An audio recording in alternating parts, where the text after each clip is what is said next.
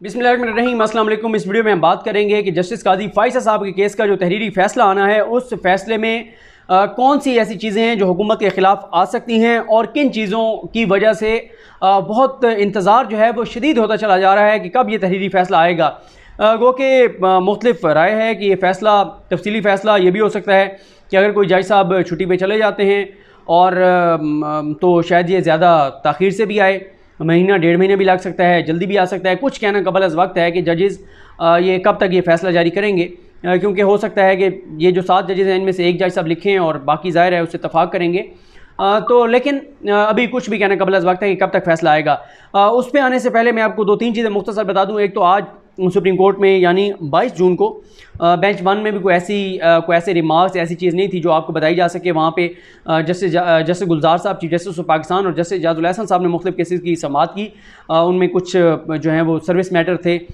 लेकिन कोई ऐसा केस नहीं था जो ऐसा समझें कि मीडिया के या आपके इंटरेस्ट का हो। इसी तरह उसके बाद जब बेंच 1 ख़त्म हुआ तो फिर मैं गया बेंच 3 में, जहाँ पर जस्टिस उमर ता बंदियाल साहब, जस्टिस मुनीब अख्तर साहब और जस्टिस काजी मोहम्मद अमीन साहब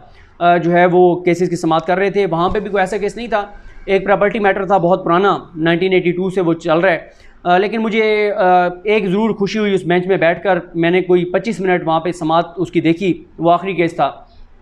जिस तरह इत्मीनान के साथ बैठ के और जजेज़ ने वो केस सुना और जिस तरह से उन्होंने ख़ुद फ़ाइलें पढ़ी हुई थी, मुनीब अख्तर साहब ने ख़ास तौर पर, और पूरी कोशिश उन्होंने की कि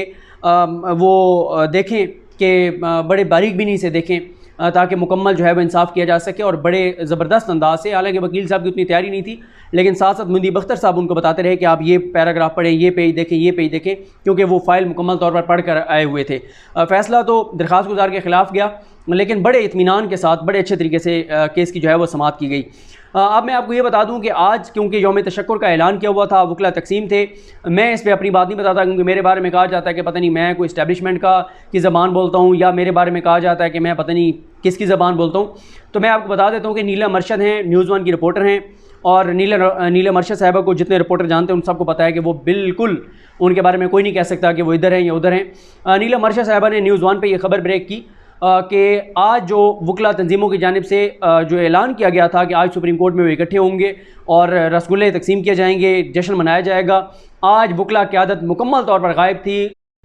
जी, तो मैं आपको बता रहा था कि नीलम अरशद साहिबा की रिपोर्ट के मुताबिक, उनकी खबर के मुताबिक, जो उन्होंने खबर न्यूज़ 1 पर चलाई कि कोई आज वहाँ पर रसगुल्ले तकसीम नहीं हुए, ना कोई जश्न हुआ, ना यौम तशक्कुर हुआ। और जब तक हम सुप्रीम कोर्ट में मौजूद थे, मेरा ख्याल है कि हम तकरीबन सुप्रीम कोर्ट से 12:30 बजे निकले। इमरान वसीम साहब थे, मैं था, और जब हम दोबारा गैलरी से गुजर रहे थे, नीलम अरशद साहिबा भी थी, तो उस वक्त मैंने इमरान वसीम साहब को कहा कि दोबारा चेक कर लें कि कहीं वकला क़यादत आ न गई हो। तो उन्होंने दोबारा दरवाज़ा खोला, कमरे खाली थे। तो आज जो है वो रसगुल्ले खाने का जो प्रोग्राम था, लगता यह है कि वो जो एक धड़े का ख्याल था कि हमें रसगुल्ले नहीं खाने चाहिए, यौम तशक्कुर नहीं मनाना चाहिए, तो लगता है कि उनकी राय का एहतराम किया गया है, उनकी राय को कबूल किया गया है, और आज रसगुल्ले खाने का जो प्रोग्राम था वो कैंसिल कर दिया गया। या बाकी अभी रिव्यू पिटीशन के हवाले से उनका कोई फाइनल डिसीजन सामने नहीं आया कि कब तक वो दायर करेंगे।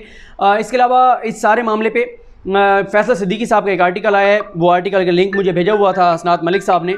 और फैसल सिद्दीकी साहब जो हैं उनकी राय बहुत मोतबर है, और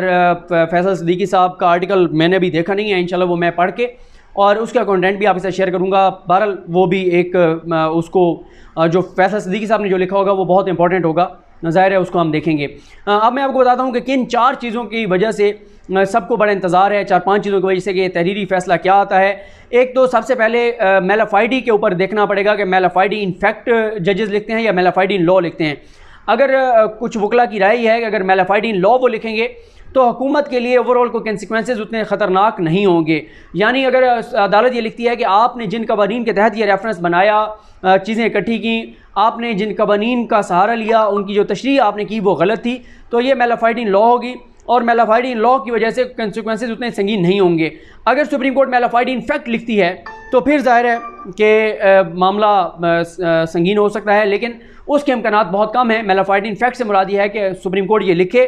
कि जो जस्टिस काजी फ़ाइज़ साहब का इल्ज़ाम है या दावा है कि मेरी जो है कि मैंने फैज़ाबाद धरने केस का फ़ैसला दिया, उसके बाद एजेंसी मेरे ख़िलाफ़ हो गई, फिर हुकूमत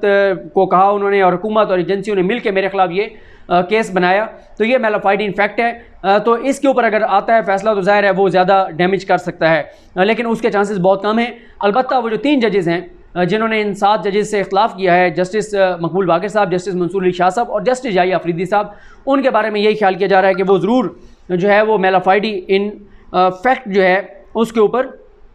ज़रूर जो है वो लिखेंगे। इसके अलावा जो दूसरा पॉइंट है जिसके ऊपर देखना होगा कि वो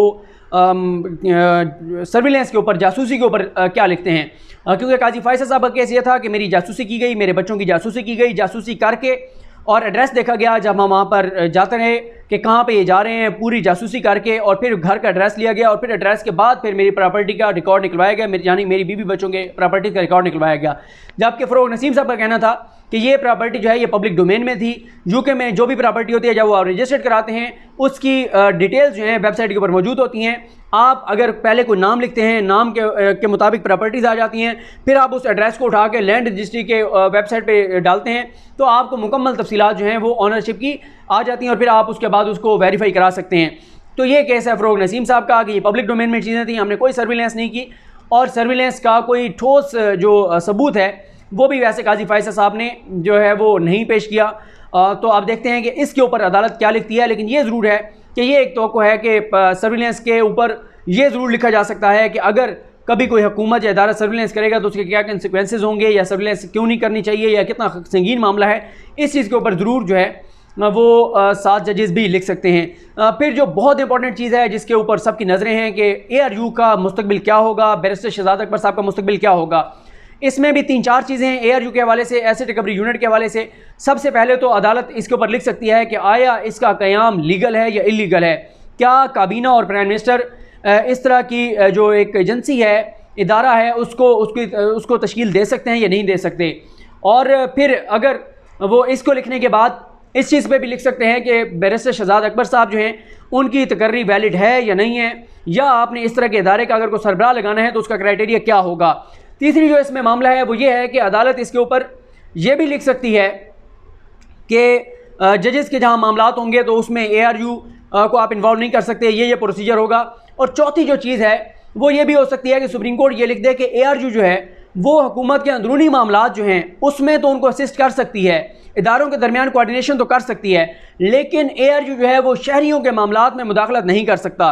ये इसमें कुछ दलाइल भी दिए गए थे, जैसे ये पहले भी एक केस में दलाइल इस तरह के दिए गए थे कि जो आम शहरी होता है, आम शहरी हर वो काम कर सकता है जिससे कानून ने उसको रोका नहीं है, जिससे कानून ने नहीं रोका उसको आज़ादी है, वो काम कर सकता है। लेकिन जो एग्जेक्टिव होती है, जो इदारे होते हैं, वो सिर्फ वो काम कर सकते हैं जिसकी कानून उनको इजाज़त दे। तो अगर एसेट रिकवरी यूनिट को आपने शहरियों के मामलात में मुदाखलत का इख्तियार देना है, यानी वो FIA से किसी के डॉक्यूमेंट्स मंगवा लें, वो FBR से किसी की चीज़ें मंगवा लें, वो NAB के ज़रिए कुछ चीज़ें आगे बढ़ाएं, वो नादरा से कोई डाटा ले लें, तो इसके लिए लीगल बैकिंग होनी चाहिए। लीगल बैकिंग से मुराद यह है कि ये मामला पार्लियामेंट में जाना चाहिए और पार्लियामेंट की कानून साजी के ज़रिए ही इस इदारे को बनाया जाना चाहिए। तो इन 4 चीज़ों के ऊपर ARU के मुतालिक जो है वो ज़रूर चीज़ें जो हैं वो आ सकती हैं। तो फिर ये भी एक चीज़ जिसकी तरफ मुनीब अख्तर साहब ने इशारा किया था कि वो ब्राइट माइंड कौन सा था जिसने कहा कि ये मामला FBR को नहीं, FBR को तो भेज दिया है, टैक्स का मामला है, लेकिन साथ 209 के मिसकंडक्ट का रेफरेंस भी जज साहब के खिलाफ दायर करना चाहिए। तो इस पर भी कहा गया था कि इस पर भी कि कौन है, तो वो बता भी दिया गया था कि वजारत कानून की ये राय थी। देखते हैं कि वजारत कानून और फ़रोग नसीम साहब के हवाले से अदालत क्या लिखती है। इसके अलावा जो है वो ज़ाहिर है जजेस इस चीज़ को भी बताएंगे कि क्यों उन्होंने 211 की बार के दलाइल को एक्सेप्ट नहीं किया, क्योंकि फ़रोग नसीम साहब के दलाइल ये थे कि जब शोकॉज़ नोटिस जारी हो गया है, सुप्रीम जुडिशल काउंसिल का, तो उसके बाद सुप्रीम कोर्ट इसमें मुदाखलत नहीं कर सकती। तो सुप्रीम कोर्ट ने कहा था कि इफ्तिखार मोहम्मद चौधरी केस का हवाला आया था, सुप्रीम कोर्ट ने एक मौके पे खुद ये कहा था कि इफ्तिखार मोहम्मद चौधरी साहब के केस को यहाँ पे हम उस तरह से अप्लाई नहीं कर सकते। अगर वो अप्लाई नहीं हुआ तो फिर किस चीज़ को देखते हुए ये किया गया है, ये फ़ैसला किया गया है। लेकिन मुझे जो ज़्यादा है वो यही है, क्योंकि हमने भी जब वहाँ बैठ के केस सुना तो हमारे सामने ये आया कि बहुत डिफेक्ट्स थे, प्रोसीजरल बहुत गलतियाँ थी इस रेफरेंस के बनाने में।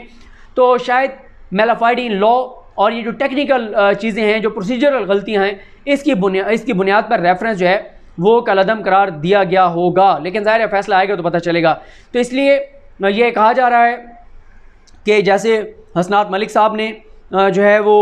इसके ऊपर प्रोग्राम किया, हसनात मलिक साहब ने, नासिर इकबाल साहब ने, क़य्यूम सिद्दीकी साहब ने, उनकी भी ये राय थी ख़ासतौर पर हसनात मलिक साहब की कि जो सुप्रीम कोर्ट ने लिखा है कि हम मज़ीद भी कोई डायरेक्शंस अगर हुई तो वो हम देंगे, तो उन डायरेक्शंस के नतीजे में इन चीज़ों के ऊपर जो है उन्होंने तो ये कहा कि कुछ ना कुछ चीज़ें आ सकती हैं, लेकिन मैंने आगे आपको बताया है कि कौन कौन सी चीज़ें हैं जिनके ऊपर सुप्रीम कोर्ट के तहरीरी फैसले में हुकूमत के ख़िलाफ़ कोई डायरेक्शन आ सकती है।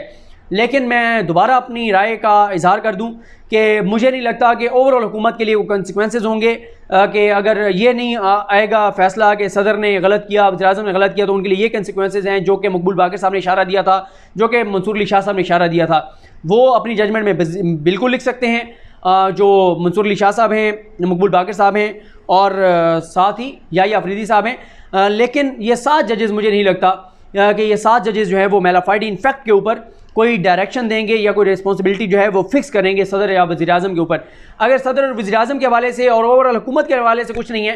तो बाकी ARU जो है वो आप कहें कि अगर उसकी कुर्बानी हो भी जाती है तो वो कोई बड़ी कुर्बानी नहीं होगी, वो छोटी सी कुर्बानी होगी। तो देखते हैं कि सुप्रीम कोर्ट इस हवाले से क्या फ़ैसला करती है। सुप्रीम कोर्ट के फ़ैसले का जो है वो इंतज़ार की शिद्दत जो है वो अब बढ़ती चली जा रही है, लेकिन कुछ कहना कबल अज़ वक्त है कि ये फ़ैसला कब आएगा। हफ्ते भी लग सकते हैं और 2-3 महीने भी लग सकते हैं। मुझे अपनी दुआओं में याद रखें। अल्लाह करीम हम सब का हामी नासिर हो। अल्लाह हाफ़िज़।